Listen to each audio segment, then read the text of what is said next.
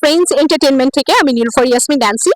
আমরা চলে যাচ্ছি সেতু আপুর কাছে। সেতু আপুর ধাঁধা হচ্ছে হালকা তুমি, ঠিক আছে, মানে হালকা, আমি বোঝাচ্ছি, হালকা আমি তুলোর মতো, তা সত্ত্বেও বীর বলবো না। বুঝিনি।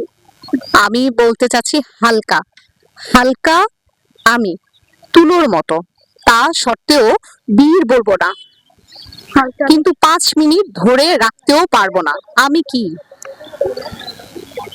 এটা কি? হালকা আমি তুলোর মতো।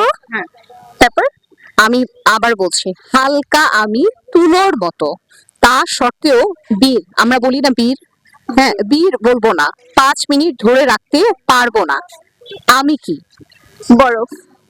আচ্ছা, দর্শক কমেন্ট করে সঠিক উত্তর জানাই দিবেন। উত্তর জানাইলেই আমরা ঈদ উপহার দিব।